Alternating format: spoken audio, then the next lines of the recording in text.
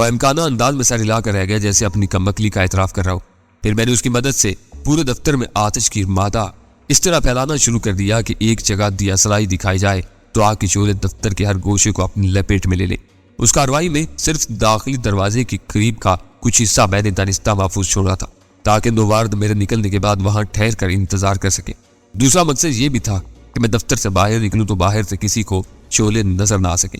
اس کام سے فارغ ہو کر میں نکاسی کے راستے کے قریب آیا اور ایک دیا سلائی چلا کر آتش کی سیال میں بھیگے ہوئے فرش پر اچھال دی۔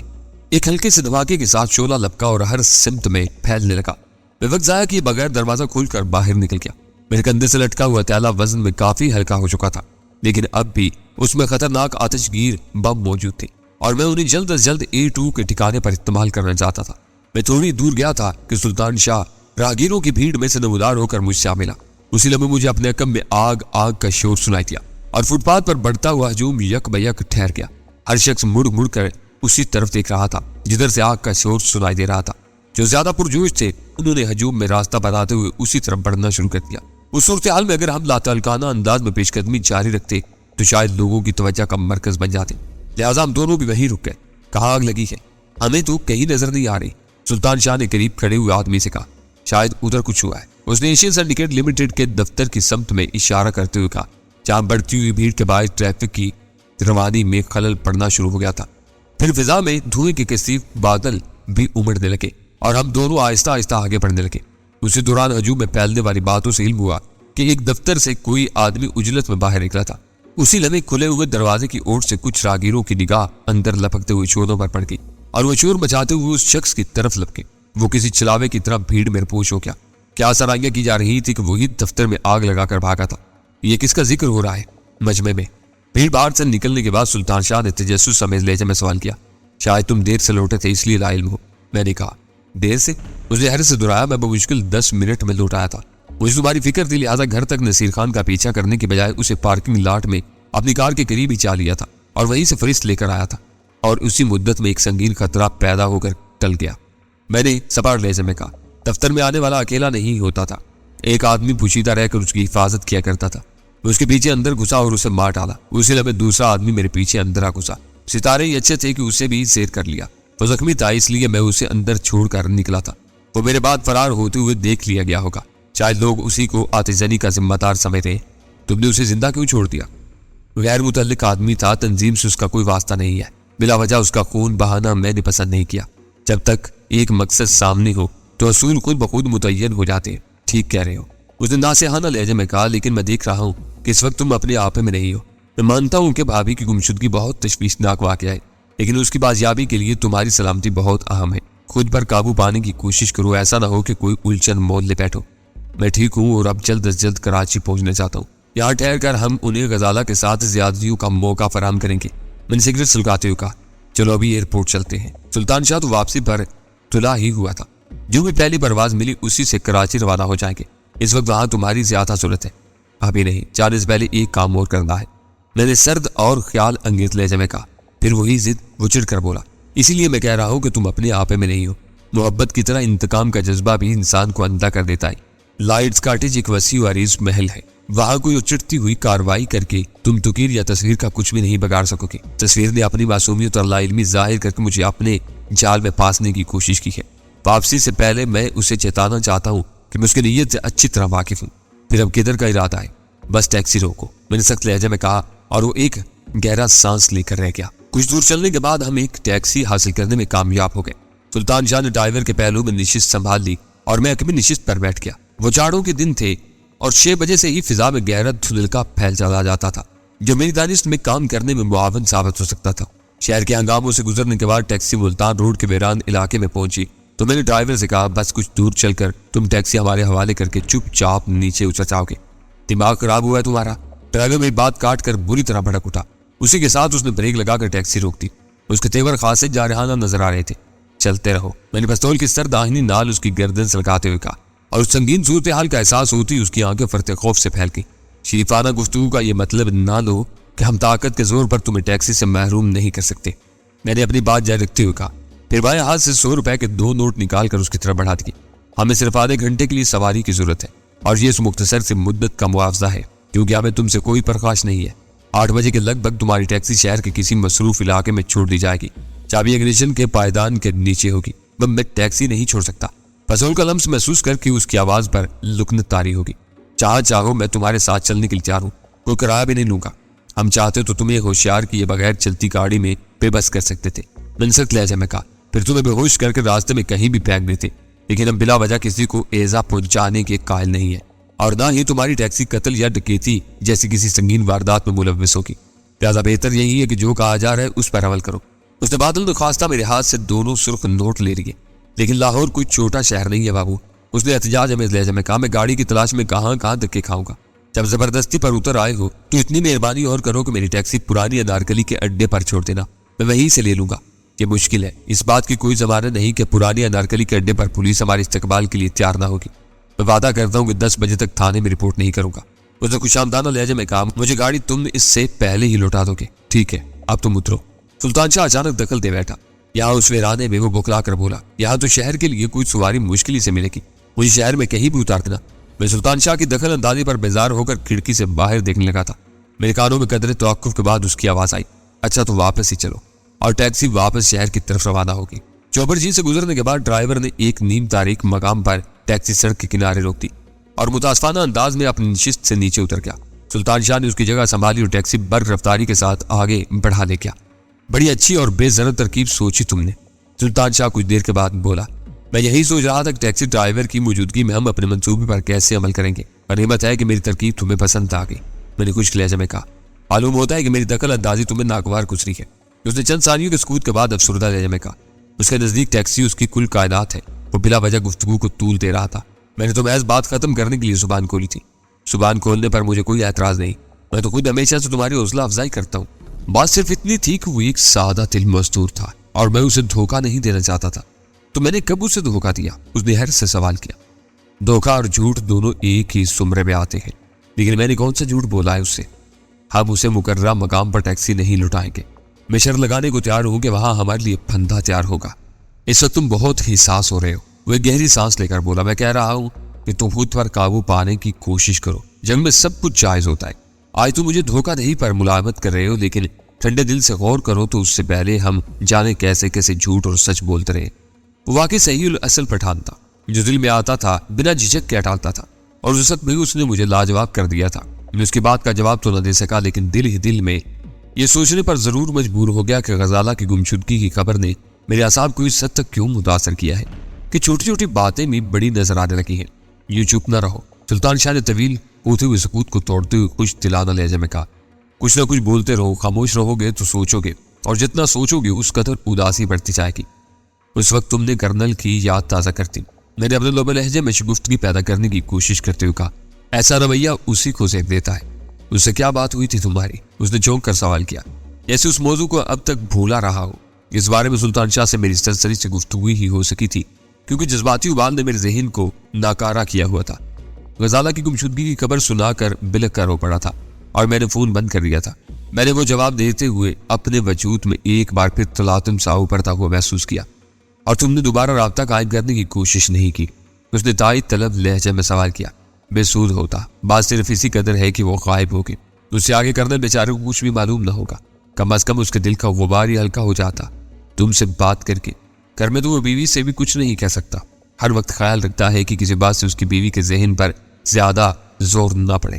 قاسم مارا جا چکا ہے. سمجھ میں نہیں آتا کہ غزالہ کے اغوا میں کس کا ہاتھ ہو سکتا ہے. میں نے الجھن امیز لہجے میں کہا. قاسم مر گیا، لیکن اس کی جگہ رکشی نے سنبھال لی ہے.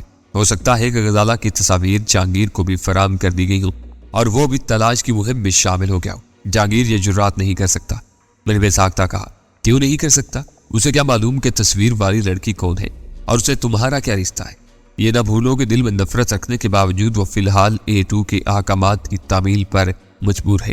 غزالہ سے واقفیت کی بات دوسری ہے. میں یہ کہہ رہا تھا کہ لڑکی کو اغوا کروانا جہانگیر کے لیے قتل سے زیادہ دشوار کام ہوگا. یہ اور بات ہے کہ وہ اپنی معلومات رکشی یا کسی اور تک پہنچا دیں. ہو سکتا ہے کہ اس مشن پر لاہور ہی سے خاص آدمی بھیجے گئے ہوں.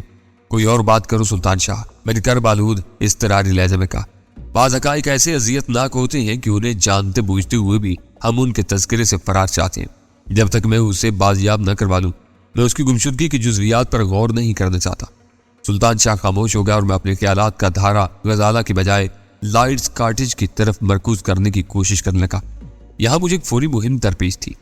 ٹیکسی لائٹ کاٹیج کے نواح میں تاخیر ہوئی تو لمحہ بھر کے لیے میں نے سوچا کہ ٹیکسی رکوا کر اگلی نشست پر منتقل ہو جاؤں، لیکن فوراً یہ ارادہ ترک کر دیا کیونکہ پچھلی نشست پر مجھے کارروائی کے لیے زیادہ رخ میسر تھے، جبکہ اگلی نشست پر جانے کے بعد لے دے کر ایک ہی کھڑکی میرے تصرف میں آ سکتی تھی۔ میں نے دستے بمبوں کا تھیلا کھول کر اپنے قریب سیٹ پر رکھ لیا اور 3 اقسام کے بمبوں کو الگ کرنے میں مصروف ہو گیا۔ اسی لمحے مجھے نوار سے چھینے ہوئے دوسرے بے آواز پستول کا خیال آیا اور میں نے فوراً ہی وہ سلطان شاہ کے حوالے کر دیا۔ شاید اس میں 5 گولیاں ہوں گی، 2 میرے مقابلے میں چلائی گئی تھی۔ پستول دیکھتے ہی اس کی بانچیں کھل گئی۔ یہ کہاں سے آتا گیا؟ اس کا تو بڑا ارمان تھا مجھے۔ بہادر نے اپنے محافظ کو دیا ہوا تھا، بہادر کی تلاشی کا خیال آ جاتا تو شاید تیسرا پستول بھی ہاتھ آ جاتا۔ میں نے کہا بس یہی فرق ہے ہم میں اور تم میں۔ اس کا لہجہ میں جنگجوانہ جذبات اود کر آئے تھے۔ ہم قبائلی لوگ دشمن کو زیر کرنے کے بعد سب سے پہلے اس کے ہتھیار پر ہاتھ ڈالتے ہیں۔ دشمن کو نہتہ کرنا ہماری برتری اور جیت کی پہلی علامت ہوتی ہے، کیونکہ ہتھیار سے محروم ہونا کوئی بھی پسند نہیں کرتا۔ ہم لائٹ کارٹیج کے بہت قریب آ گئے ہیں۔ میں نے اسے یاد دلایا، یہ خیال رکھنا کہ ہم سامنے کے رخ پر پھاٹک کے آگے سے گزرنے کے بعد عمارت کے عقب میں جائیں گے۔ پھر تو ہم آگے نکل آئے ہیں۔ اس نے ٹیکسی کی رفتار کم کرتے ہوئے اسے واپس گھما لیا۔ دوسرا موڑ گھومنے کے بعد ہی کچھ دور بائیں طرف لائٹس کاٹیج کے احاطے کی پرسکون دیواریں نظر آنے لگی تھی اور وہیں ایک جگہ کسی جیپ کا دھندلا ہیوزا بھی نظر آیا۔ سلطان شاہ نے میرے اشارے پر ایکسیلیٹر پر پاؤں کا دباؤ کم کر کے کار کی رفتار کم کی اور میں نے بیگ سے ایک طاقتور گرنیٹ نکال لیا۔ جیپ لائٹ کاٹیج کے پھاٹک پر ہی کھڑی ہے۔ سلطان شاہ نے ہیجان میں لہجے میں کہا اگر میں غلطی نہیں کر رہا تو اس میں 2 آدمی بھی بیٹھے ہوئے ہیں۔ اس کی رفتار سے بڑھتے رہو، میں جیپ پر گرنیڈ ماروں گا، دھماکہ ہوتی رفتار تیز کر دینا، بیچاروں کی چیتڑے بھی نہ مل سکے گے۔ خون ریزی ہمارے پروگرام میں شامل نہیں تھی۔ اب یہ خود ہی جانے ہتھیلیوں پر لیے سامنے موجود ہے تو انہیں معاف نہیں کیا جا سکتا۔ میری نگاہ میں ایٹو کا ہر ذاتی بدترین سزا کا مستحق ہے۔ پھر ہم دونوں ہی خاموش ہو گئے۔ اس سلسلے کے عالم میں کار لائٹ کاٹیج کے 2 ہیکل آہنی پھاٹک کے سامنے پہنچی تو اس میں سابق اس وقت بھی وہ بند تھا اور اس کے سامنے کھڑی ہوئی جیپ میں 2 آدمی بیٹھے ہوئے نظر آ رہے تھے۔ میں نے دانت سے گرنیٹ کی پن کھینچی اور کھڑکی سے وہ بم جیپ پر اچھال دیا۔ زمین لرز اٹھی، نگاہیں خیرہ ہو گئی اور سلطان شاہ نے یک بجک ٹیکسی کی رفتار بڑھا دی۔ روشنیاں گل کر دو، میں نے اسے ہدایت کی اور سامنے سڑک پر پھیلی ہوئی روشنی کی چادر معدوم ہوگی۔ لائٹس کاٹیج کے کونے پر کھمبے سے یرکان زدہ روشنی والا بلب جھول رہا تھا۔ سلطان شاہ نے ادھر ہی ٹیکسی گھماری اور چند ہی منٹ بعد ہم اسی عمارت کے عقبی سڑک پر پہنچ چکے تھے۔ کچھ دور آگے بڑھنے کے بعد سلطان شاہ نے ٹیکسی روک دی اور میں نے نیچے اتر کر ایک آتش گیر بم پوری قوت سے عمارت کے احاطے میں اچھال دیا۔ ایک دھماکے کے ساتھ فضا میں شعلوں کا انعکاس چمکنے لگا۔ اسی اثناء میں نے پنے نکال کر یکے بعد دیگرے باقی مادہ 4 دستی بم احاطے میں مختلف سمتوں میں بیٹھ کیے اور اندر ایک کوہرام سا سنائی دینے لگا، لیکن میرے لیے وہاں رک کر اس صورتحال کا جائزہ لینے کا موقع نہیں تھا۔ میں پھرتی سے ٹیکسی میں بیٹھا اور ہم وہاں سے روانہ ہو گئے۔ سلطان شاہ شاید عقب نما آئینے میں تعاقب کے لیے امکانی خطرے کا جائزہ لے رہا تھا اور میں گردن گھما کر بار بار پیچھے دیکھ رہا تھا۔ جب وہ خاصی دور نکل آئے اور پیچھے کوئی نمودار نہ ہوا تو سلطان شاہ گہرا سانس لے کر بولا، مجھے امید نہیں تھی کہ ہم اتنی آسانی کے ساتھ ان کے چنگل سے بچ نکلیں گے۔ دیکھا جائے تو ہمارا کام انہوں نے خود ہی آسان کیا ہے۔ وہ کیسے؟ اس نے حیرت کے ساتھ سوال کیا۔ شاید میری دھمکی کے پیش نظر سیکیورٹی آفیسر نے پھاٹک کے باہر اپنے 2 آدمی جیپ سمیت تیار رکھے تھے تاکہ وہ کسی بھی مشتبہ گاڑی کو روک سکے، لیکن ان کی بدنصیبی کو حرکت میں آنے سے پہلے ہی مارے گئے۔ دھماکے کے ساتھ ہی جیپ نے آگ پکڑ لی تھی۔ اس پر قابو پائے بغیر اندر سے باہر نکلنے کا راستہ ملنا محال ہے کیونکہ وہ عین پھاٹک کے آگے کھڑی تھی۔ تمہارا اندازہ درست ہے، وہ بولا، ورنہ اتنی دیر میں وہ تمام ملک کا گلیوں اور سڑکوں کو گھیر چکے ہوتے اور اب سیکیورٹی آفیسر کے ساتھ ہی تصویر بھی اپنے زخم چاٹ رہا ہوگا۔ کاش اس وقت ٹرانسمیٹر ہمارے پاس ہوتا تو ان کی مزاج پرسی میں مزہ آ جاتا۔ اس نے حسرت امیز لہجے میں کہا، خوب یاد دلایا، وہ تو میرے ساتھ ہی ہے۔ یہ کہتے ہوئے میں نے آپریٹس نکال کر تھیلا خالی کر دیا۔ سوئچ آن کیا تو فوری طور پر سناٹا ہی رہا، لیکن چند ثانیوں بعد کاکا کانی یہاں بہت تیزی سے دھواں بھر رہا ہے، کچھ سجائی نہیں دے رہا۔ کوئی میری آواز سن رہا ہے تو میری مدد کرے ورنہ میں آگ میں زندہ جل جاؤں گا، اوور۔ اس کی آواز پر خوف و ہراس کا غلبہ تھا۔ پس منظر میں کچھ شور بھی گونج رہا تھا، شاید وہ عمارت کے کسی حصے میں آگ میں گھرا ہوا تھا اور باہر لوگ آگ پر قابو پانے کی کوشش میں مصروف تھے۔ تم ولد الحرام! کاکا کے خاموش ہوتے ہی آپریٹرز کے ریسیور پر دوسری بپھری ہوئی آواز ابھری اور میں نے پہچان لیا کہ اس بار بولنے والا سیکیورٹی آفیسر یا ایس او تھا۔ توڑ دو اس آپریٹرز کو، منع کیا ہوا ہے کہ اگلی ہدایات تک کسی بھی قیمت پر اس فریکوینسی کو استعمال نہ کرنا۔ ओवर डाल। Sorry SO.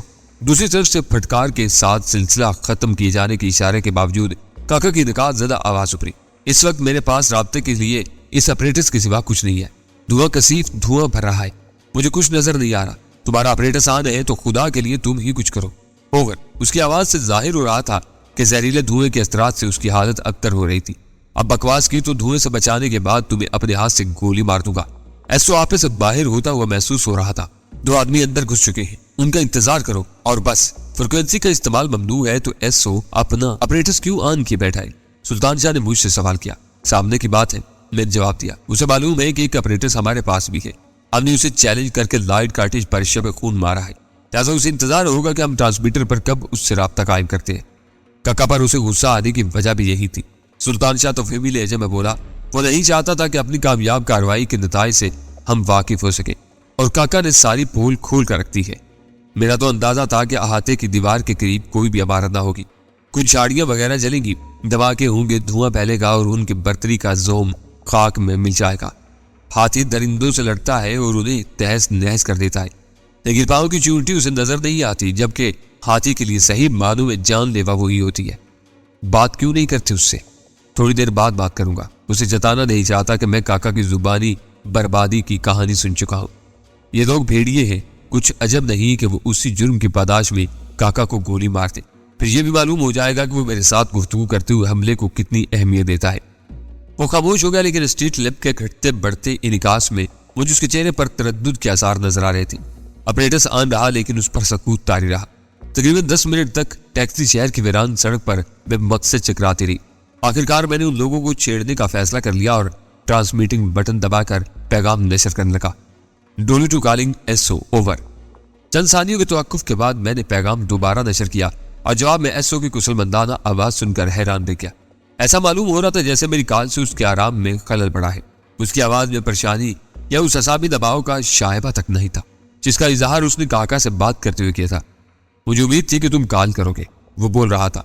शायद तुम अपनी छिचोरी हरकत के रद्दअमल का जायजा लेना चाहते हो। तो सुनो कि जीप जरूर तबाह हो गया, लेकिन आदमी साफ बच गए। गलती मेरी थी कि तुम्हें सुरमा समय बैठा था। मेरा ख्याल था कि तुम सामने से ललकारते हुए आओगे, लेकिन तुम तो बड़े बुज़दिल साबित हुए। पिछली सबसे पटाखे तो बच्चे भी अंदर फेंक सकते। ओवर। वो तारफी पटाखे थे, मैंने तंजिया लहजे में कहा। चाहो तो सूरज तुलू होने से पहले फरमाइशी बम भी फेंके जा सकते हैं। ये खुशी की बात है कि तुम्हारे आदमी बच गए। अब मैं इलाके के एक मकीन की हैसियत से पुलिस को लाइट्स कार्टेज में होने वाले पै दर पै धमाकों की तरफ मुतवज्जा करने चाह रहा हूँ।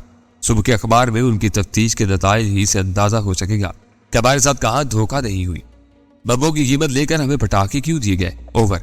पुलिस अंदर कदम भी न रख सकेगी। जिमी लाइट यहाँ खुद नहीं रहता, लेकिन उसकी साख जबरदस्त है।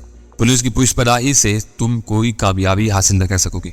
वैसे भी आपस के मामलात में पुलिस को मुलव्वस करना बदतरीन असूल शिकनी है। ओवर। मैंने महसूस किया कि पुलिस के हवाले पर वो भुखला गया था। मैंने फौरी तौर पर वही रग दबाने का फैसला कर लिया। आपस के मामलात कहाँ का ताल्लुक और कैसे मामलात? तुम तो बिला वजह ही 5वें सूरमा बन रहे हो। हमारा मामला तुम्हारे स्टेट मैनेजर से था, लेकिन तुम बिला वजह अपनी टांग अड़ा बैठे और इस कदर ढीठ हड्डी के बने हुए हो कि पैदर बैठ ठोकरे खाने के बावजूद सुरखरू के दावेदार बने हुए हो। जब तक मैं तुम्हारे स्टेट मैनेजर से अपनी एक एक पाई वसूल नहीं कर लेता तो मैं मुआफ नहीं करूंगा।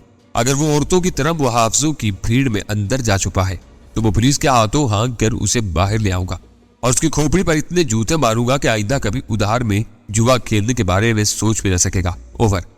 तुम बिला वजह बात बढ़ा रहे हो। उसका लहजा मुसालिहाना हो गया। किसी ने हमारे स्टेट मैनेजर के नाम से तुम्हें धोखा दिया है। लाइट कार्टेज के मुलाजमीन सख्त ज़ाब्तों के पाबंद थे और फिर स्टेट मैनेजर के रुतबे का आदमी ऐसे चक्कर में मुलव्विस ही नहीं हो सकता, वरना उसकी चाहना नौकरी जाती रहेगी। यहाँ वो लाखों के मामला चुटकियों में तय करता है। ओवर। तुम्हारी ये तमाम लाफ करार बेसूद है।